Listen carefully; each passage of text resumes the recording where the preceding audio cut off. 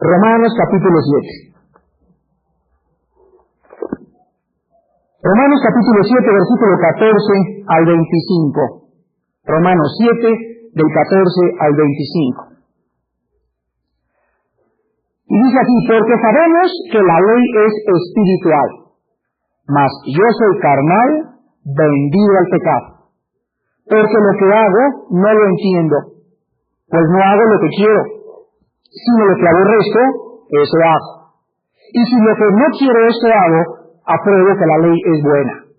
De manera que ya no soy yo quien hace aquello, sino el pecado que mora en mí. Y yo sé que en mí, esto es en mi carne, no mora el bien. Porque el querer el bien está en mí, pero no el hacerlo. Porque no hago el bien que quiero, sino el mal que no quiero, eso hago. Y si hago lo que no quiero, ya no lo hago yo, sino el pecado que mora en mí. Así que queriendo yo hacer el bien, hago esta ley, que el mal está en mí. Porque según el hombre interior, me deleito en la ley de Dios, pero veo otra ley en mis miembros, que se revela contra la ley de mi mente, y que me lleva cautivo a la ley del pecado, que está en mis miembros. Miserable de mí. ¿Quién me librará de este cuerpo de muerte? Gracias doy a Dios por Jesucristo, Señor nuestro. Así que yo mismo con la mente sirvo a la ley de Dios, mas con la carne a la ley del pecado. En esta mañana que vamos a hablar acerca de las dos naturalezas del cristiano, es importante que nosotros sepamos que la persona no cristiana, aquella que no ha sido regenerada, aquella que no ha sido convertida ni transformada interiormente, tiene solo una naturaleza, la naturaleza pecaminosa. El que no es cristiano no tiene remordimientos, el que no es cristiano vive en el pecado, está acostado en el pecado, está con su amante, sabe que está casado, sabe que está casada, sabe que es malo eso, pero él sigue tranquilo en su pecado. Ahora muy bien, cuando nosotros nos convertimos, entra a nuestra vida la naturaleza divina de Dios. Dice en 2 de Pedro que habiendo participado de las promesas de Dios, somos hechos participantes de la naturaleza divina. Entonces, durante mucho tiempo en mi casa vivía yo. Y tenía un cuadro acá, tenía un sillón acá, tenía esa persiana acá, y todo mi casa estaba llena de polvo, había certificador, había cochinada, pescado descompuesto, carne descompuesto, y así me gustaba vivir en mi cuchiprí. Y en eso llega un nuevo invitado a mi casa, vestido de blanco, y comienza a cambiar el cuadro, comienza a sacar del refrigerador todo, y a mí no me gusta que me cambien mi antigua manera de vivir. Entonces le comienzo a decir, oye, tú pues qué has querido, pues si tú acabas de llegar. Y aquel dice, bueno, pero es que está mal que tú lo hagas. Bueno, pero es que a mí me gusta. Y nos comenzamos los dos a agarrar de la greña. Y entonces a veces le gano yo y vuelvo a meter al refrigerador todo mi cochinero y voy a poner mi cuadro donde estaba y a veces me gana él y a veces limpia la casa. Y durante mucho tiempo hay un pleito entre estos dos inquilinos, entre el bueno y entre el mal. Pues esa es la vida del cristiano. Cristo entra a vivir a nuestra vida y comienza a cambiar todo. Y entonces comienza el conflicto. Comienza la guerra entre la antigua naturaleza y entre la nueva naturaleza. Este conflicto, repito, no existe en la que no es cristiano.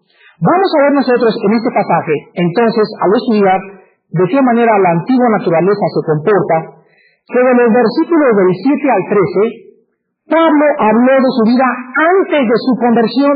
Eso es bien importante doctrinalmente. Pero de los versículos 14 que acabamos de leer en este momento hasta el versículo 25, no está describiendo la vida de una persona que no es cristiana. ¿A quién está escribiendo este pasaje del 14 al 25? Está escribiendo la vida cristiana normal. Está escribiendo lo que es normal para un cristiano. Y lo voy a demostrar por 3 puntos, por 3 razones. Vean en primer lugar en el versículo 18. ¿Qué dice Pablo? Yo sé que en mí, esto es, en mi carne, no mora el bien. ¿Ustedes creen que una persona no cristiana tiene esta opinión de sí mismo? Una de las características de un cristiano es reconocer que tenemos pecado. A un cristiano le dices, oiga, usted necesita a Cristo. Yo siempre lo he tenido. Yo voy a la iglesia. A mí me bautizaron cuando era chiquito. Yo nunca me he divorciado. Nunca he sido una mala mujer, nunca he sido un mal padre. el no cristiano nunca reconoce su pecado. Siempre es justo ante sus propios ojos. Solo un cristiano, bajo la iluminación del Espíritu de Dios, puede reconocer: miserable de mí, hombre pecador. En segundo lugar, en el versículo 24 encontramos lo mismo. Pablo dice: miserable de mí, ¿quién me librará de este cuerpo de muerte?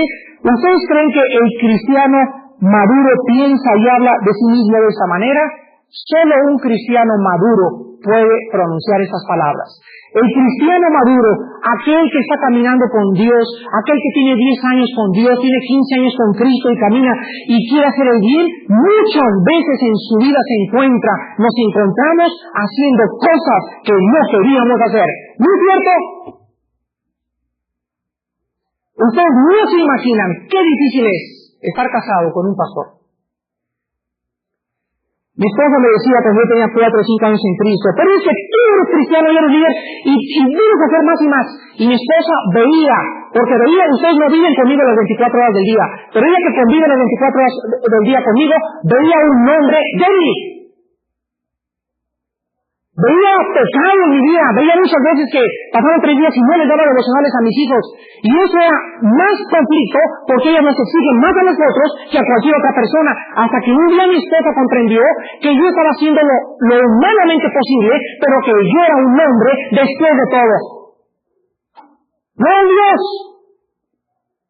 El hombre débil, sujeto a pasiones. Y que ella tenía que orar por esas debilidades mías. Tenía que comprenderme, teníamos que luchar juntos. Pero no podía idolatrizarme, ni ponerme en un pedestal, porque solamente Cristo tiene ese pedestal.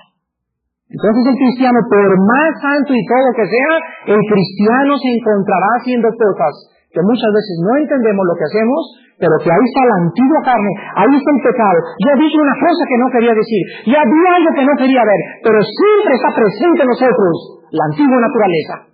Y hasta que Él venga, la tendremos tratando de usurpar el antiguo lugar. Entonces, esto nos prueba que solo un cristiano maduro puede verse realmente como un pecador. Ven el Salmo 51 y vamos a ver en este Salmo que David era un hombre conforme al corazón de Dios. Sin embargo, David escribe esto de él mismo, aquel que era conforme al corazón de Dios. Salmo 51. Dice David: ten piedad de mí, oh Dios, conforme a tu misericordia. Conforme a la multitud de tus piedades, borra mis rebeliones. Lávame más y más de mi maldad, y límpiame de mi pecado, porque yo reconozco mis rebeliones, y mi pecado está siempre delante de mí. Contra ti solo he pecado. He hecho lo malo delante de tus ojos, para que seas reconocido justo en tu palabra y tenido por puro en tu juicio. He aquí en maldad he sido formado, y en pecado me concibió mi madre. Solo un hombre maduro, solo una mujer madura puede postrarse cada mañana de rodillas y decirle: oh Dios, lávame más y más de mis maldades. Fíjense ustedes que la característica más grande de un hombre de Dios es que mientras más santos seamos, mientras más crezcamos en Cristo, más descubriremos la maldad que hay en nosotros. Mientras más santos seamos, más aborreceremos ese pecado que ahí está presente en nuestras vidas. Ven Isaías capítulo 6 y vemos otro ejemplo en el profeta Isaías. Isaías 6. Isaías, hasta el capítulo 6, no puede penetrar en el mundo de Dios, ni Isaías puede ser útil en el reino de Dios, hasta que Isaías se viera a sí mismo como Dios quiere que nos veamos para poder ser usados por Él. Dice el capítulo 6, en el año que murió el rey Uzías, vi yo al Señor sentado sobre un trono alto y sublime, y sus faldas llenaban el templo. Por encima de él había serafines, cada uno tenía 6 alas, con 2 cubrían sus rostros, con 2 cubrían sus pies, y con 2 volaban. Y el uno al otro daba voces diciendo: Santo, Santo, Santo Jehová de los ejércitos, toda la tierra está llena de su gloria. Y los oficiales de las puertas se estremecieron con la voz del que clamaba, y la casa se llenó de humo. Entonces dije: ¡ay de mí, que soy muerto! Porque siendo hombre inmundo de labios y habitando en medio de pueblo que tiene labios inmundos, han visto mis ojos al Rey, Jehová de los ejércitos. Y voló hacia mí uno de los serafines teniendo en su mano un carbón encendido, tomado del altar con unas tenazas, y tocando con él sobre mi boca, dijo: he aquí que esto tocó tus labios, y es quitada tu culpa, y limpio tu pecado. Después oí la voz del Señor que decía: ¿a quién enviaré? ¿Y quién irá por nosotros? Entonces respondí: heme aquí, envíame a mí. Noten en este pasaje que antes de que yo pueda ser usado por Dios, yo tengo que antes ver a Dios como Él es y verme a mí como yo soy. Él es un Dios santo, yo soy un pecador. ¿Cuál es el propósito de que la característica o el ingrediente principal en el servicio a Dios sea verme como yo soy y verlo a Él como Él es? El principal objetivo de Dios es para que nosotros durante toda nuestra vida nunca confiemos en nosotros. El día que yo me levanto y no lea la Biblia y no oro, le estoy diciendo a Dios: no soy pecador. Eso es lo que le estoy diciendo con mis actitudes. ¿Se dan cuenta? Pero cuando yo me levanto y digo: oh Dios mío, ayer tuve pensamientos malos, y ayer estuve mal con ese hermano, y ayer fui negligente y no visité a esa hermana, y mientras más confieso mi pecado y más me vea a la santidad de Dios, más dependeré yo de Él. ¿Cómo es posible que haya cristianos que tienen 3 días sin antes de acostarse decirle: Padre, lávame con tu sangre? Y los hay. ¿Saben quiénes son esos? Cristianos inmaduros. Un cristiano maduro todos los días le dice a Dios: lávame de mi pecado. Por eso son usados por Él. Porque se ven a sí mismos como Dios nos ve todos los días. Separados de mí, nada podrán hacer. En segundo lugar, vemos nosotros, regresamos a Romanos, la segunda prueba de que este pasaje está hablando de un hombre cristiano, lo vemos en el versículo 16. Vean ustedes la opinión que Pablo tenía de la ley de Dios. Esa opinión no la tiene uno no cristiano. El versículo 16 dice: y si lo que no quiero, esto hago, apruebo que la ley es buena. Pablo reconoce, el hombre que está escribiendo esto, que la ley de Dios es buena. No juzga la ley, ni dice: tú tienes la culpa a Dios por hacerme así. Él sabe que él es el problema. La ley de Dios solamente expresa la maldad de su corazón. En el versículo 19 se repite lo mismo. Porque no hago el bien que quiero, sino el mal que no quiero, eso hago. El no cristiano nunca reconocerá que está haciendo mal. Siempre, repito, se justificará a sí mismo. Y en el versículo 22 encontramos también lo mismo. Porque según el hombre interior, me deleito en la ley de Dios. El cristiano maduro ama los pensamientos de Dios, como decía David: oh Dios, cuán grandes, gratos han sido tus leyes a corazón. Las amo más y más, y tu ley es santa y espiritual delante de mí. El hombre de Dios se regocija en la Biblia. El hombre de Dios ama lo que Dios le manda, pero el hombre de Dios se aborrece a sí mismo en su pecado. Y en tercer lugar encontramos nosotros en el versículo 17, la tercera prueba, las palabras de un hombre regenerado. Dice el versículo 17: de manera que ya no soy yo. ¿Se dieron cuenta? Ya no soy yo, sino aquello que mora en mí. Ya no soy yo el que hace aquello, sino el pecado que mora en mí. Aquí vemos 2 personalidades, ¿no es verdad? ¿Cómo que ya no eres tú? Pues entonces, ¿quién, Pablo? ¿Le está echando la culpa a tu vecina? Nosotros sabemos a qué se refería Pablo. Ya no soy yo, ese yo es el hombre interior, es la nueva criatura. La nueva criatura es santa delante de Dios. Dios, dice la Biblia, nos ve como si fuéramos perfectos. Dice en Efesios, nos escogió para que fuésemos santos y sin mancha. Pero ¿cómo santos y sin mancha si estamos pecando? Espiritualmente Dios nos ve perfectos. En la experiencia y en la santificación nos ve manchados. ¿Ven? Pero el nuevo Armando es justo, perfecto y santo delante de Dios. El nuevo Armando que está influyendo al antiguo Armando es sucio, degenerado, y hasta que él venga nunca cambiará. Estas palabras nos muestran entonces de que había 2 yo en Pablo. Lo encontramos también en el versículo 20. Y si hago lo que no quiero, ya no lo hago yo. ¿Cómo que no yo? Pues ¿cuál yo se refiere? Al hombre interior. Ya no es el nuevo Pablo, dice Pablo, el que está pecando, sino el pecado que mora en mí. Muy bien, estas pruebas tienen una sola objeción. ¿Por qué Pablo describe su experiencia en términos no solo de conflicto, sino de derrota muchas veces? ¿No es verdad?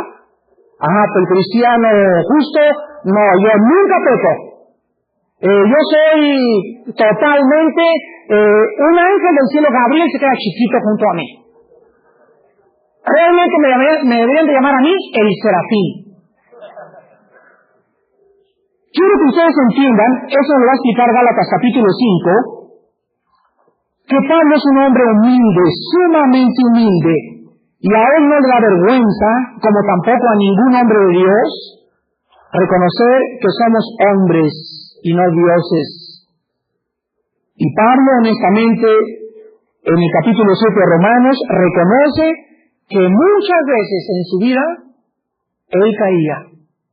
Y lo explica en Gálatas 5 del 16 al 17. Dice Pablo, digo pues, andad en el Espíritu y no satisfagáis los deseos de la carne.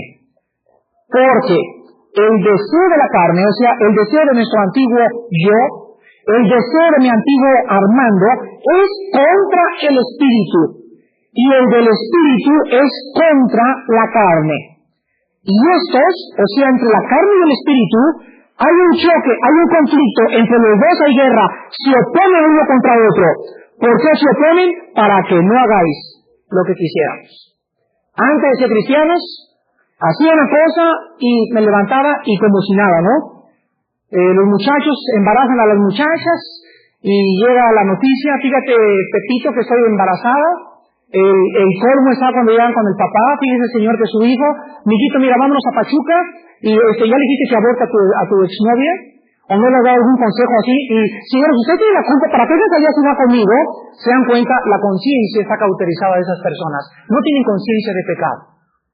Pero cuando nosotros somos cristianos y hacemos algo malo, se levanta entre nosotros el nuevo yo y comienza una guerra y no te deja dormir, te quita el sueño y te lleva a confesar de rodillas tu pecado delante de Dios. Entonces hay un conflicto en el cristiano, y si ese conflicto no existe en tu vida, es porque tú no has nacido de nuevo. Regresemos a Romanos y encontramos nosotros entonces que solo un reconocimiento sincero y humilde del irremediable mal en nuestra carne es el primer paso a la santidad. Cuando tú te levantes en la mañana y sepas de lo que eres capaz, cuando tú sepas que cuando vas con tu novia no te imaginas de lo que eres capaz, cuando tú salgas con tu novio y descubras de lo que puedes llegar a ser, entonces tendrás miedo de tu carne. Entonces no saldrás sin que le digas a tu novio o a tu amigo especial o especial, vamos a orar antes de salir. Vamos a pedir su protección, vamos a hacer esto, porque recuerdo durante toda mi vida, Padre, recuérdame durante toda mi vida que el mal está en mí.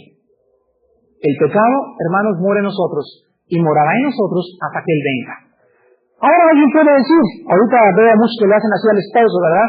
Y que le hacen así a la novia. Yo sé lo que estoy pensando, adivina sus pensamientos en este momento. ¿Saben lo que están diciendo? Ya ves, por eso me eché mis chelas anoche.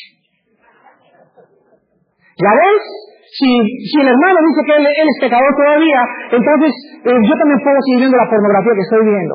Y a veces que no soy perfecto, y por eso te cachetadas hace 3 o 4 días. Miren, hermanos, cuando un cristiano toma como ocasión la libertad que hay en Cristo para pecar, no es salvo.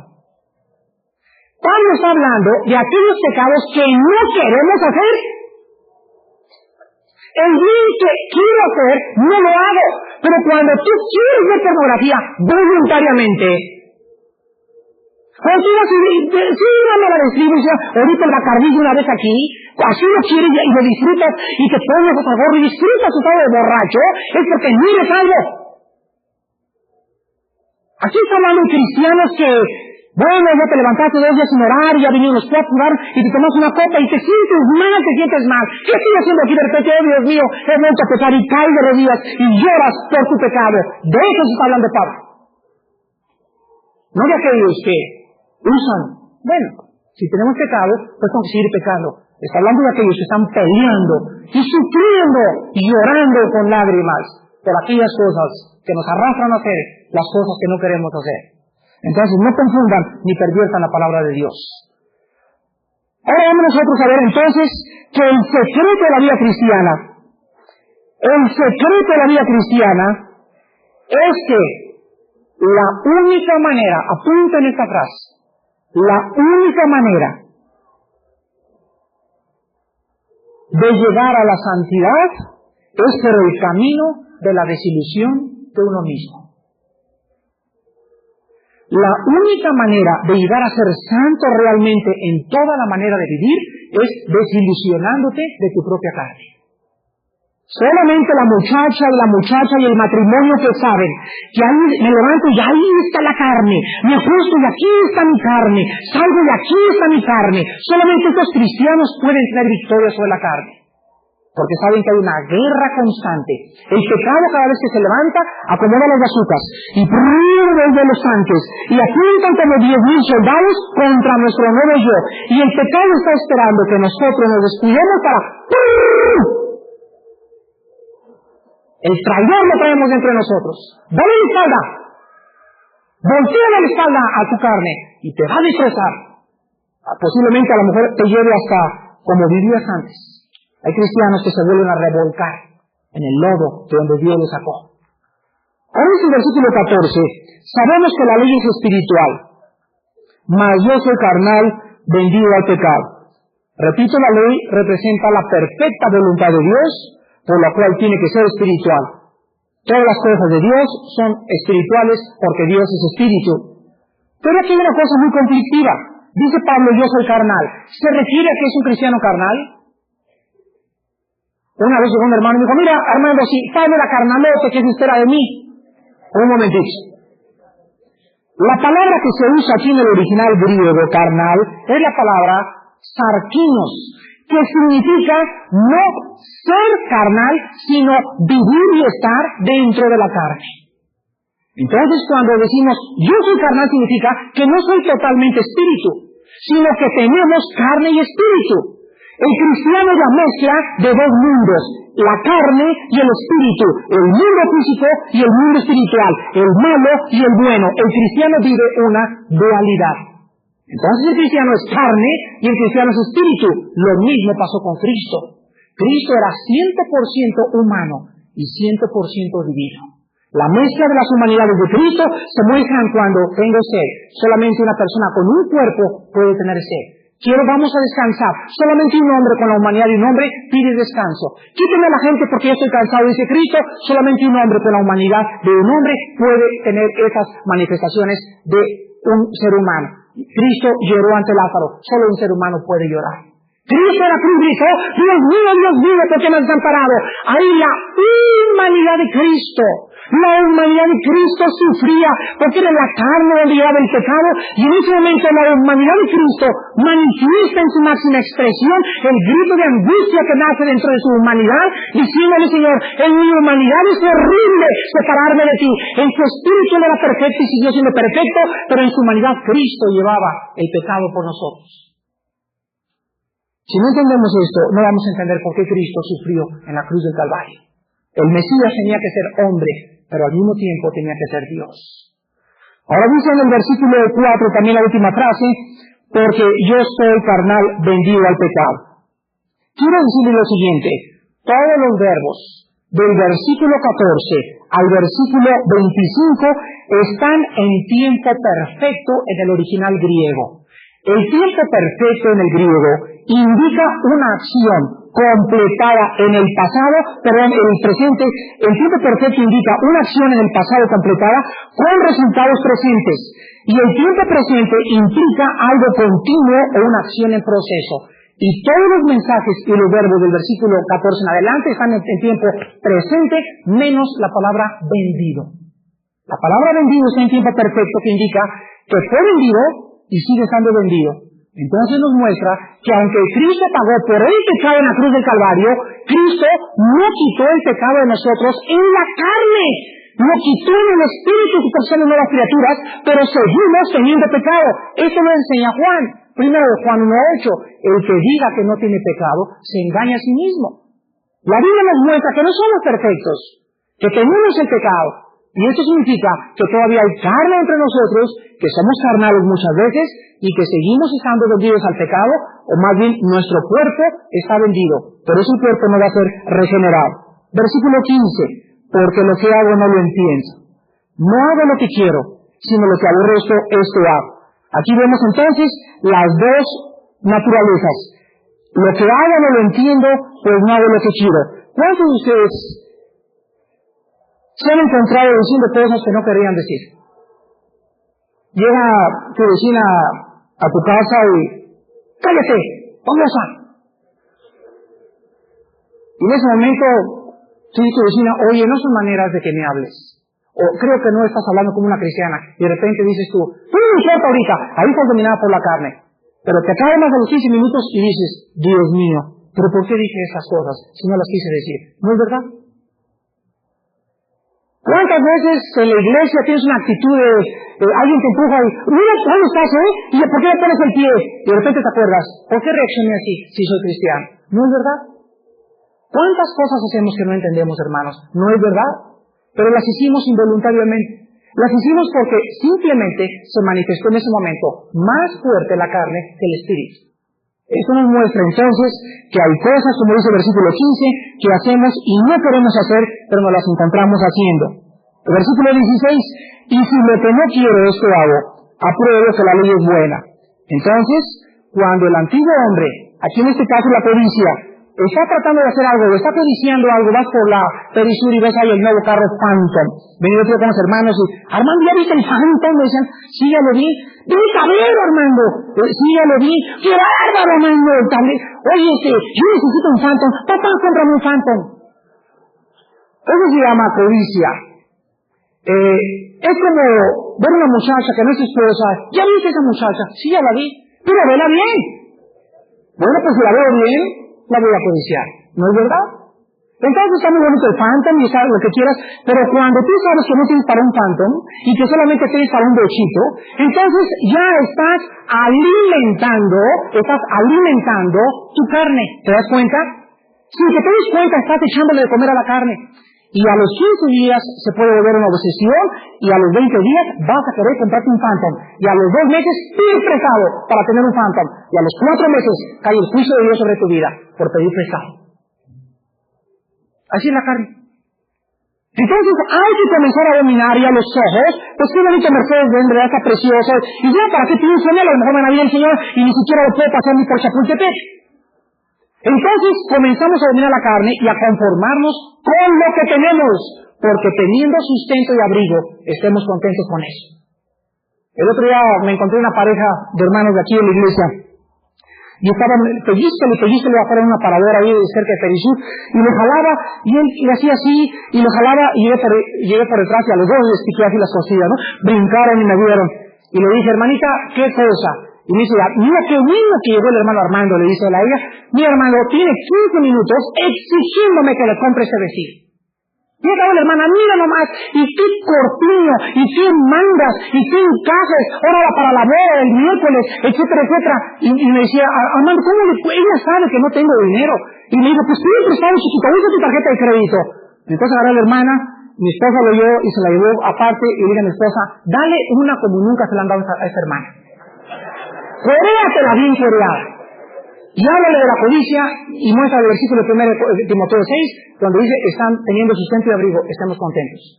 Pero ya hasta la hermana de lejos dice, se le salían las lágrimas, y a mi esposa le dijo, hermana, no presiona a su esposo, ni le haga, ni le muestre que usted decía cosas, porque su esposo va a tener que pedir prestado, o lo va a meter en drogas, o va a robar para darle gusto. Era una mujer codiciosa. Le dijo, mi hermana, mi esposa, bueno, mi hermana también, ¿verdad? Usted, sí, hermana, tiene un problema en su carne, es la codicia. ¿Cuántos de ustedes lo tienen? Alimentan y alimentan la codicia y crece y crece. Entonces dice el versículo 15, entonces lo que hago no lo entiendo, no hago lo que quiero. Y el 16, y si lo que no quiero es que hago, apruebo que la ley es buena. Ahora vamos a ver el versículo 17 al 23. Y quiero que vean ustedes en el versículo 17, que se repite 4 o 5 veces lo que anteriormente les dije. La frase de que el pecado está en nosotros todavía se repite en los versículos, en primer lugar dice el De manera que ya no soy yo quien hace aquello, sino el pecado que mora en mí. La palabra mora es la palabra griega oikeo. Se encuentra en tiempo presente. Y la palabra oikeo significa habitar permanentemente. Vamos a traducirlo. Sino el pecado que permanentemente, día y noche, las 24 horas, ni un segundo me deja, está dentro de mí. Versículo 18. Y yo sé que en mí esto es en mi carne, fíjense otra vez con otra frase se usa, no mora el bien. Versículo 21. Así que queriendo yo hacer el mal, hay esta ley que el mal está en mí. Versículo 23. Pero veo otra ley en mis miembros. ¿Cuál creen ustedes que es la ley en los miembros? Pues el pecado que mora en mí, el mal que está en mí, la ley en mis miembros. Pablo enseñó, Juan enseñó, y todos enseñaron que el cristiano no fue hecho libre del... ¿Para qué enfrentar las pruebas del cristiano? ¿No se han hecho esa pregunta? Ay, ¿por qué nosotros ladrón junto a la cruz, mi hermano? El ladrón junto a la cruz se murió y codicioso, ladrón, sinvergüenza, parrandero, borracho, jugador, todo Peter Flanagan se fue inmediatamente al cielo. ¿Por qué Dios no hace eso con todos los cristianos? Es el único caso en toda la Biblia. Es el único caso y nos demuestra que la mayor parte de la experiencia de los cristianos no es igual a la del ladrón junto a la cruz. El cristiano normal se tiene que quedar a vivir y a experimentar la santificación, a enfrentar la lucha entre el bien y entre el mal, y a ejercer la misma voluntad que tuvo hace miles de años nuestros padres en el huerto del Edén. Entonces, después de esta lucha, después de este conflicto, tú gritas en el versículo 24, como gritó Pablo: miserable hombre de mí. La palabra miserable es la palabra griega talaiporos, con T de pato. Talaiporos. Y fíjense lo que significa en el griego. Esta palabra miserable significa el que está exhausto o sumamente cansado por un trabajo excesivo. ¿Cuántos de nosotros ya hemos llegado a este grado de qué cristiano, ni qué Biblia, ni qué hermanito, ni qué diana para mujeres, ni qué nada? Ya no quiero nada, ya, por favor, ya, déjenme en paz, yo no necesito, no quiero saber nada. ¿No es cierto? No te asustes, eres un ser humano. No le digan carnalota. Está poseída la hermana, nos gritó anoche. Esa hermana, simple y sencillamente, está atravesando un exceso de trabajo físico, mental y espiritual en su alma y en su cuerpo que le está llevando a exclamar lo mismo que exclamó Pablo. Pablo aquí en este punto gritó con todas sus fuerzas: ya estoy cansado, este pecado todos los días contra mí, esta carne que no me deja, estas tentaciones que me hacen caer, ya, ¿quién me librará? ¿Quién me dice? ¿Quién? Me dice, ¿qué? ¿Quién? O sea, es una persona el libertador, no es qué, no es un sistema ni un organismo, es quién. Y él mismo dice: gracias doy a Jesucristo. Pero en primer lugar quiero que noten ustedes de qué está pidiendo Pablo que se le libre. ¿De qué está pidiendo Pablo que se le libre? De este cuerpo de muerte, de este cuerpo sujeto a corrupción. Aquí dice la Biblia, Armando, no es en tu espíritu, aquí en tu carne, no en tu cuerpo, en tu carne está el pecado. Ahí está el pecado. Y el pecado usa el cuerpo para expresarse.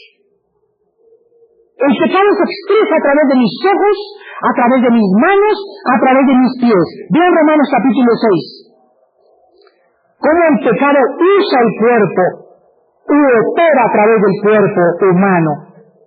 Es un medio de expresión el cuerpo humano. Romanos 6 del versículo 12. No reine pues el pecado ¿en dónde? ¿Qué es lo que usa como reino? ¿Qué es lo que usa el pecado para dominarnos? Nuestro cuerpo. No reina el pecado en vuestro cuerpo mortal, de modo que lo obedezcáis en su concupiscencia. Versículo 19. Hablo como humano, por vuestra humana debilidad. Qué honesto es Pablo, ¿verdad? Hablo como humano, no como serafín, no como ángel. Yo sé que son débiles si yo mismo soy débil. ¿Qué cosa nos quiere decir? Que así como por iniquidad presentasteis vuestros miembros para servir a la inmundicia y a la iniquidad, ahora para santificación presentar vuestros miembros para servir a la justicia. Vemos que los cristianos tenemos la libertad de usar mis manos, mis pies. Yo puedo meterme al cine que yo quiera, al cabaret que yo quiera, al centro nocturno que yo quiera. Puedo meterme a la casa de la amiga que yo quiera. Mis pies, mis manos, mis orejas, mis 5 sentidos pueden ser usados para el mal o pueden ser usados para el bien. Depende de mí. Hay mucho ruido allá atrás, a ver si pueden caer un poco el ruido. Y en último lugar, hermanos, en el versículo 25 del capítulo 7, Pablo dice, gracias doy a Dios por Jesucristo Señor nuestro. Y fíjense ustedes, aquí se resume la vida cristiana. Así que yo mismo con la mente sirvo a la ley de Dios, mas con la carne a la ley del pecado. Mientras no venga Cristo, nunca podremos tener la victoria total contra la carne. Cuando Él venga, dice en Filipenses 3, 20 y 21, nos entregará un nuevo cuerpo. Gracias a Cristo, dice Pablo, porque algún día seré liberado de este cuerpo de muerte. Pero mientras Él viene, mi mente, Señor, te pertenece. Amo en mi mente tus mandamientos más que cualquier otra cosa, y tus mandamientos son mi gozo continuo. Y mientras en mi interior mis deseos te quieren servir, seguiré viviendo en un cuerpo que seguirá atrayéndome hacia el mal. Y hasta que tú vengas, la guerra no acabará. Dichosos aquellos cristianos en esta mañana que han comprendido que el final de nuestra vida será la glorificación. Y hasta que Él venga, habrá enfermedades. Hay cristianos que dicen que las enfermedades no deben de tenerlas un cristiano, porque Cristo pagó por nuestras enfermedades y nuestros pecados. Yo quisiera que esos hermanos examinaran en el original hebreo la palabra enfermedades en Isaías 53 y van a descubrir que se refiere a enfermedades del alma y del espíritu. Dios nos dejó un cuerpo sujeto a muerto y mi vista va a ser menos cada vez. Cada vez voy a oír menos. Mi abuelita ya le es muy difícil venir aquí y escuchar. Y yo, mi hermano, ahorita le quería poner las manos para que recordara el oído y le dije, oye, no es ángel, y recuerda que gemimos dentro de nosotros esperando la redención de nuestros cuerpos. No nos dice Dios, sean salvos y van a ser siempre saludables. Nunca perderán ya los sentidos, porque la Biblia enseña claramente que nuestro cuerpo está sujeto a corrupción. A perder la vista, a perder el oído, a deteriorarse las células, a que mi corazón cada vez bombee menos sangre, menos rápido, y hasta que Él venga, seremos como Él es. Mientras tanto, habrá enfermedades. Y si Dios nos quiere llevar a través de un cáncer, para nosotros el morir es ganancia. ¿No es verdad? Oremos. Padre Santo, en este momento la oración nuestra es que con todo nuestro corazón y con toda nuestra alma, de veras, mis hermanos puedan reconocer que hay pecado en nuestra vida. Aun cuando la paga del pecado es la muerte, y tú ya pagaste por la culpa del pecado, el pecado sigue tratando de volver a dominarnos. Sabemos que este pecado ya no hay juicio ni condenación para nosotros. Pero mientras tú vienes, será nuestro siempre traidor. Si mis hermanos en esta iglesia, Padre, han comprendido claramente que no hay nada bueno dentro de nosotros, que es mentira que hay algo de bondad en nuestro corazón, que es mentira que somos buenos en el fondo, no es cierto. La Biblia dice perverso y engañoso es nuestro corazón más que todas las cosas. ¿Quién lo conocerá? Ni el psiquiatra, ni el psicólogo, ni la doctora corazón. Solo tú, Jehová Dios del cielo. Eres tú el único que sabe nuestros motivos para servirte. Y en nuestra vida hay maldad continua. Padre, cuando nosotros descubrimos eso, ya no somos los que tenemos confianza en la carne. Ya nos levantamos y, oh Dios, lávame, perdóname, fortaléceme, ayúdame, medito en tu palabra, voy a estudios bíblicos porque estoy peleando en guerra continua contra mi antigua naturaleza. Hermanos en Cristo, no bajen la guardia. No bajen la guardia. Sobre todas las cosas, levanten el escudo de la fe, con el cual puedan apagar los dardos de fuego del maligno. Vístanse con los calzados de los pies, que es el Evangelio. No dejen de testificar. El testificar te fortalece. El hablar de Cristo te da gracia delante de Dios. También usen el yelmo de la salvación. Asegúrate que eres cristiano y tenga la coraza de verdad como escudo. La verdad delante de nosotros. No digas mentiras por teléfono. No digas mentiras para pagar impuestos, porque te baja la guardia, te baja el ataque y el diablo te va a destruir. Señor, ayúdanos y enséñanos las estrategias de la pelea cristiana para tener victoria y que tu nombre sea glorificado. En el nombre de Jesús. Amén.